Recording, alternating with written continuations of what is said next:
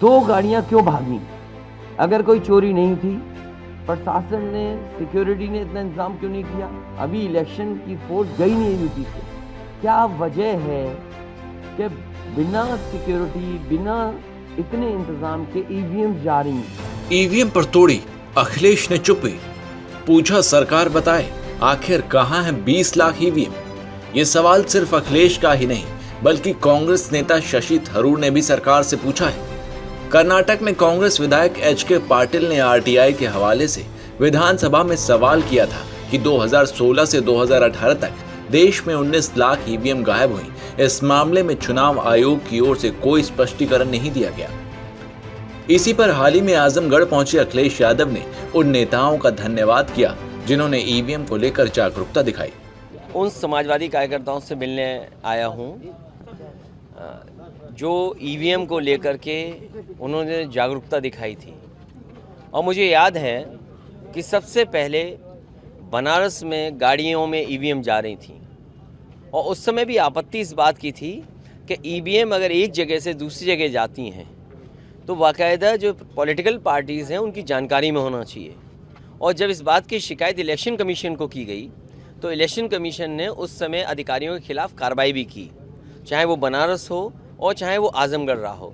आखिरकार election commission की जिम्मेदारी थी ईवीएम और बैलेट पेपर्स किस तरीके से जाएंगे और कितनी सुरक्षा के साथ जाएंगे, और पॉलिटिकल पार्टीज़ और जो प्रत्याशी उनकी जानकारी में होना चाहिए कि एक जगह से दूसरी जगह ईवीएम जा रही हैं।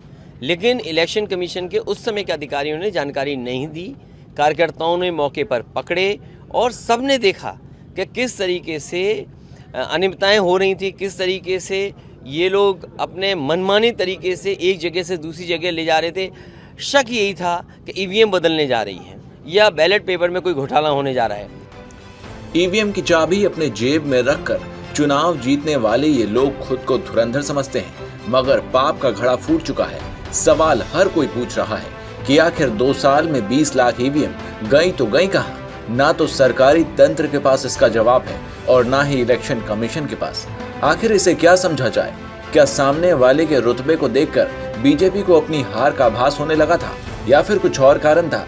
ईवीएम के घोटालों पर अखिलेश यादव ने भी सवाल खड़े किए हैं। और जानकारी सबको है कि 20 लाख ईवीएम गायब हैं। 20 लाख ईवीएम गायब हैं।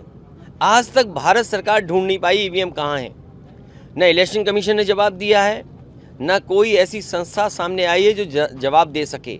अगर 20 लाख ईवीएम गायब होंगी तो आखिरकार आप चुनाव को कैसे फेयर समझ सकते हैं?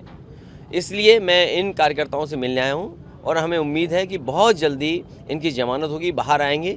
लेकिन ईवीएम की लड़ाई अंतोगत्वा लोगों को लड़नी ही पड़ेगी। अब भारतीय जनता पार्टी ने उत्तर प्रदेश में सत्ता हासिल कर ली है।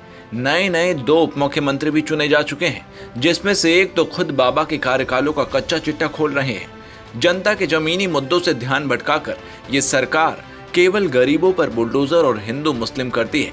महाराष्ट्र में विकास की चीजों पर बाबा की नजर नहीं पड़ती, मगर अजान और लाउडस्पीकर को महाराष्ट्र में गहराता देख बाबा ने तुरंत इसे अपने प्रदेश में भी इम्प्लीमेंट कर लिया।